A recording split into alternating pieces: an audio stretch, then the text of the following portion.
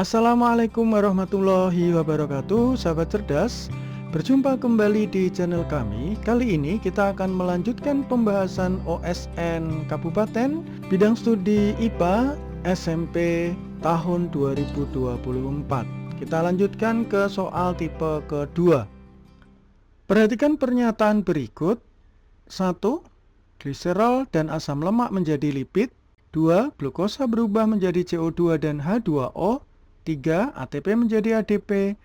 Yang merupakan proses katabolisme adalah, oke ya sahabat cerdas, jadi proses metabolisme atau reaksi kimia di dalam sel tubuh itu ada dua ya. Ada katabolisme sama anabolisme. Kalau kata ini adalah pecah, kalau ana ini adalah susun. Jadi kata pecah, ana susun. Pemecahan itu menguraikan zat dari molekul kompleks menjadi sederhana. Nah, contohnya dari sini kita lihat ya. Yang pertama, gliserol dan asam lemak menjadi lipid, ini penyusunan. Berarti termasuk anabolisme. Jadi, contohnya ya, ini ada gliserol, kemudian plus asam lemak, ini disusun menjadi lemak atau lipid. Ini disebut anabolisme. Sementara nomor 2 ini adalah glukosa, C6H12O6 dioksidasi menggunakan oksigen. Nah, ini respirasi aerob ya. Nanti akan menjadi CO2 plus H2O plus energi. Nah, ini termasuk katabolisme ya. Ini pemecahan glukosa menjadi karbon dioksida dan air. Kemudian yang ketiga, ATP ini akan dipecah menjadi ADP, kehilangan satu fosfat dan melepas energi. Ini juga katabolisme. Jadi yang termasuk katabolisme atau pemecahan adalah nomor 2 dan 3. Oke ya, sahabat cerdas, nomor 21C. Kita lanjutkan ke soal nomor 22. Oke ya, kita lanjutkan soal nomor 22. Berikut merupakan alat dan bahan untuk percobaan pada tumbuhan. Ada 1 respirometer, 2 alat timbang, 3 kertas kobat, 4 bromtimol. Terjadinya transpirasi pada tumbuhan melalui stomata dan kutikula dapat diketahui dengan menggunakan apa? Jadi sahabat cerdas, ini ada gambar daun. Jadi transpirasi adalah proses penguapan ya, penguapan air. Nah, biasanya penguapan ini melalui mulut daun atau disebut stomata, juga ada lapisan lilin kutikula. Nah, untuk mengukur transpirasi ditutup menggunakan kertas kobat, ada di permukaan atas maupun di bawah daun untuk dibandingkan. Nah, fungsi kertas kobat ini adalah untuk menangkap uap air hasil transpirasi. Nanti kertas kobat ini akan berubah warna menjadi merah muda. Jadi sahabat cerdas, untuk mengukur laju transpirasi itu menggunakan namanya kertas kobat. Ini juga bisa ditimbang daunnya ya, pakai neraca digital atau alat timbang sebelum transpirasi dan sudah transpirasi. Begitu ya sahabat cerdas. Jadi di sini jawabannya adalah 2 alat timbang dan kertas kobat. Nah, begitu ya, 2 dan 3C. Sementara respirometer ini adalah alat untuk mengukur laju respirasi. Jadi salah ya. Bromtimol ini adalah bahan untuk mengukur pH, asam basa. Begitu ya, sahabat cerdas. Jadi jawabannya adalah C, nomor 22. Kita lanjutkan ke soal nomor 23. 23, berikut ini adalah beberapa interaksi dalam suatu komunitas. 1. Amensalisme, 2. Kompetisi, 3. Parasitisme, 4. Mutualisme. Jenis interaksi yang memberikan keuntungan minimal pada salah satu pihak yang berinteraksi adalah, oke sahabat cerdas, dalam suatu komunitas itu ada beberapa interaksi ya, kalau kita singkat namanya saprek. Yang pertama ada simbiosis, yang kedua ada antibiosis, yang ketiga ada predasi, yang keempat ada kompetisi. Di sini yang pertama ada simbiosis ya. Ini hubungan erat antara dua spesies yang berbeda. Nah, contohnya ada mutualisme yang saling menguntungkan ya, plus-plus.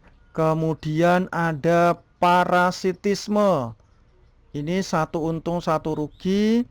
Ada komensalisme, satu untung satu tidak dirugikan, nol. Nah, ada juga antibiosis ya. Ini disebut juga amensalisme. Ini yang satu dirugikan, yang satu tidak diuntungkan dan tidak dirugikan ya, netral. Kalau predasi ini pemangsaan, satu untung bisa satu rugi ya. Kompetisi ini sama-sama rugi. Jadi sahabat cerdas, oke, nomor satu amensalisme itu yang satu dirugikan, yang satu netral ya. Kompetisi ini sama-sama dirugikan. Parasitisme satu untung satu rugi, mutualisme sama-sama untung. Jadi kalau minimal satu yang diuntungkan itu adalah nomor 3 dan 4 ya, D. Oke, 23D kita lanjutkan ke soal nomor 24. 24 berikut adalah hewan yang dapat ditemukan di ekosistem mangrove atau hutan bakau. 1 keong, 2 kerang, 3 ikan, 4 kepiting. Di antara hewan tersebut yang memiliki kekerabatan paling dekat adalah, oke ya sahabat cerdas, yang pertama adalah hewan tidak bertulang belakang, avertebrata, dan yang kedua ada hewan vertebrata. Nah, contoh hewan bertulang belakang ada Pisces, amfibi, reptil, aves, mamalia ya.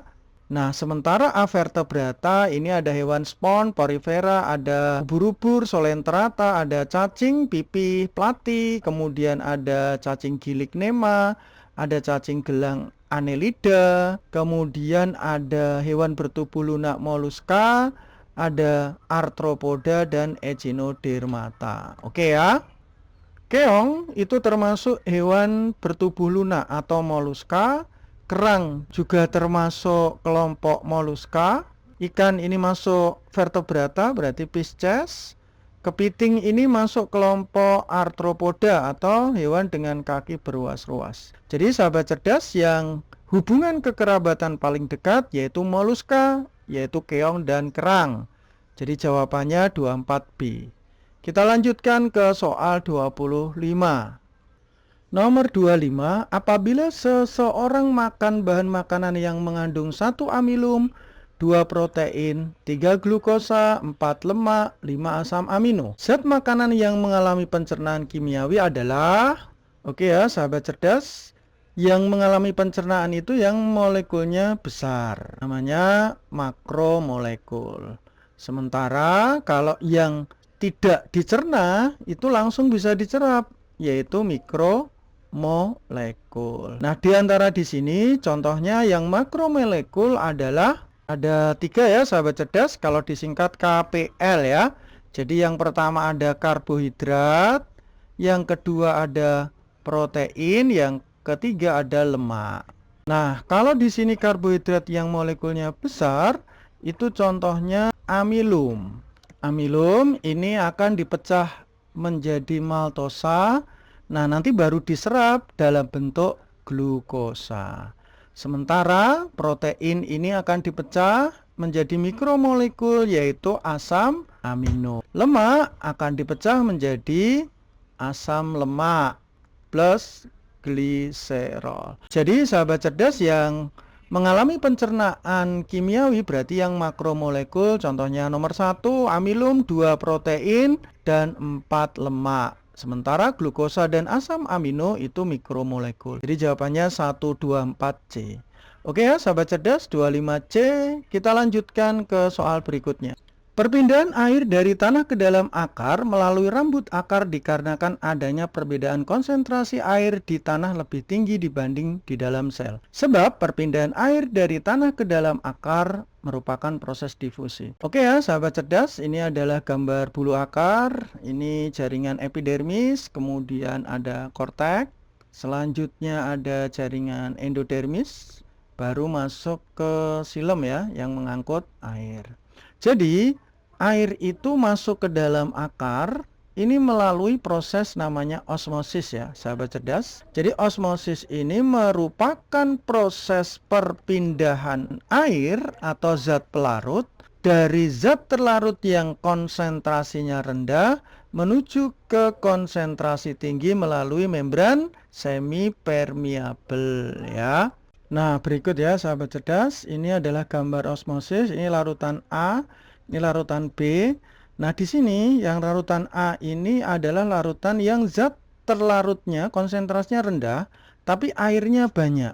Sementara yang B ini zat terlarutnya tinggi, sementara airnya sedikit. Maka osmosis itu pindah dari A ke B karena dari banyak air ke sedikit air, atau konsentrasi airnya itu tinggi betul ke konsentrasi air yang rendah. Jadi pernyataan pertama ini benar. Kedua, perpindahan air dari tanah ke dalam akar bukan merupakan difusi, melainkan proses osmosis. Jadi salah satu benar. Jadi jawabannya C ya.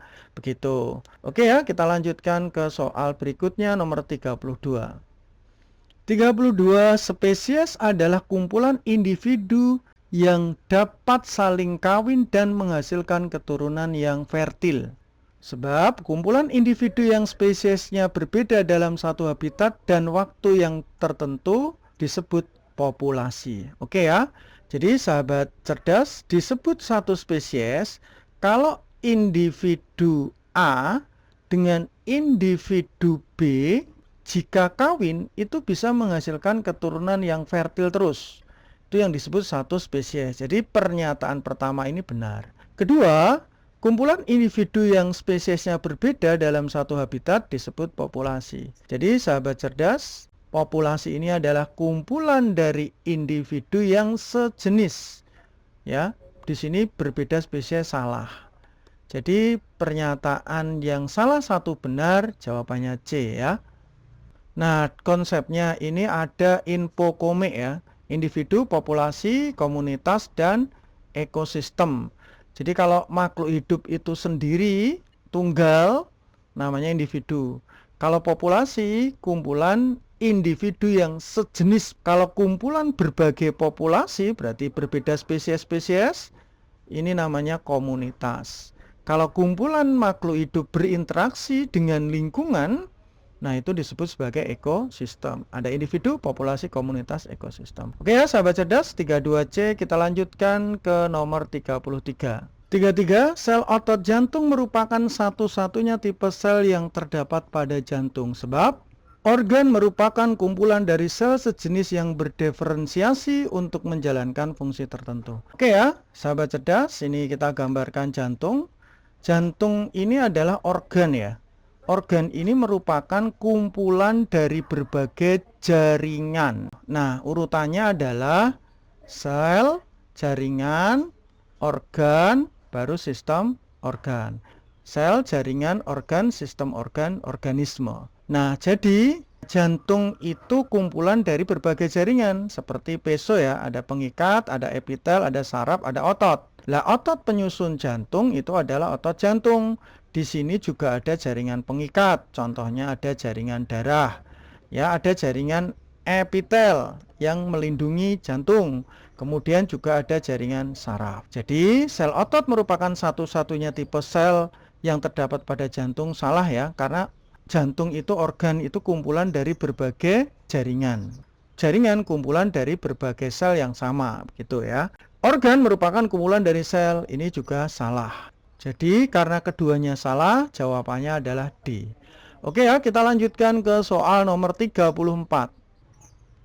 34, setelah biji mengalami imbibisi, embrio akan mengeluarkan hormon giberelin yang memberi sinyal pada aleuron untuk mensintesis enzim amilase. Sebab giberelin akan menghidrolisis pati menjadi glukosa yang dibutuhkan dalam proses perkecambahan. Oke ya, sahabat cerdas, ini kita gambar biji ya. Jadi biji ini ada calon tumbuhan, namanya embrio, nanti akan tumbuh menjadi akar dan batang. Nah, ini ada cadangan makanan yang disebut endosperm. Nah, di dalam endosperm ini ada tepung ya, yang disebut sebagai aleuron. Nah, syarat di dalam proses perkecambahan itu ada AC. Yang pertama ada air, kemudian ada suhu yang hangat, ada enzim, dan yang keempat ada hormon. Air, dalam proses perkecambahan, air itu meresap melalui akar, nanti mengisi celah-celah ruang antar sel, itu disebut sebagai imbibisi. Kemudian butuh suhu yang hangat, enzimnya adalah amilase dan hormonnya itu giberelin. Hormon giberelin ini akan menghentikan masa dormansi ya. Masa dormansi itu adalah masa di mana biji itu istirahat. Nah, maka dengan adanya giberelin, dormansinya berhenti. Ya, giberelin ini akan merangsang aleuron yang ada di dalam endosperin ini untuk menghasilkan enzim alfa amilase. Amilase ini akan memecah amilum menjadi maltosa dan glukosa untuk energi dalam proses perkecambahan. Begitu ya sahabat cerdas, kita lihat ya soalnya. Setelah biji mengalami imbibisi, meresap, embrio akan mengeluarkan hormon giberelin. Betul ya, memberi sinyal pada aleuron atau tepung untuk mensintesis amilase. Oke ya, jadi pernyataan ini benar. Kedua, giberelin akan menghidrolisis pati menjadi glukosa. Salah ya. Giberelin itu hanya memberi sinyal untuk mensintesis amilase. Jadi yang menghidrolisis pati menjadi glukosa itu adalah enzim amilase. Jadi benar salah, hanya satu yang benar, jawabannya C. Oke ya, kita lanjutkan ke soal nomor 35. Nomor 35, pemberian hormon estrogen dan progesteron bagi seorang wanita dapat mencegah ovulasi terjadi. Sebab penggunaan estrogen dan progesteron bertujuan untuk menghambat produksi FSH dan LH oleh kelenjar hipofisis. Jadi sahabat cerdas, mulanya itu di otak bagian tengah itu ada kelenjar namanya hipofisis ya. Jadi hipofisis ini mengeluarkan hormon yang merangsang kelenjar gonad, namanya gonadotropin. Ada dua, yang pertama FSH, yang kedua LH. Nah, kedua hormon ini itu memicu ovarium untuk mengembangkan folikelnya biar mateng. Ya, jadi folikel itu tempat-tempat telur. Nah, ini fungsinya FSH ini untuk pematangan tempat telur. Sementara kalau sudah matang nanti ada LH. Terjadilah ovulasi atau telurnya keluar dari folikel. Nah, di samping itu saat FSH keluar, LH keluar, maka keluarlah hormon yang disebut sebagai estrogen ya. Nah, estrogen ini selain membentuk dinding rahim atau endometrium, dia menghambat FSH agar pematangan folikel tidak banyak. Jadi punya feedback negatif ya. Jadi menghambat FSH. Kemudian setelah keluar telur ya, ovulasi, keluarlah hormon progesteron. Progesteron itu menjaga dinding rahim sekaligus dia juga menghambat LH dan FSH. Jadi progesteron ini menghambat FSH dan LH sehingga di saat periode berikutnya bisa menghambat terjadinya ovulasi. Jadi pemberian hormon estrogen dan progesteron dapat mencegah ovulasi, contohnya diberikan pada pil KB ya. Bisa progesteron saja atau kombinasi estrogen dan progesteron. Jadi pernyataan pertama benar. Kedua, penggunaan estrogen dan progesteron bertujuan menghambat produksi FSH dan LH. Betul juga ya sahabat cerdas. Jadi jawabannya betul semua dan berhubungan. Jawabannya adalah A. Demikian pembahasan OSN Kabupaten Bidang Studi IPA SMP tahun 2024. Assalamualaikum warahmatullahi wabarakatuh.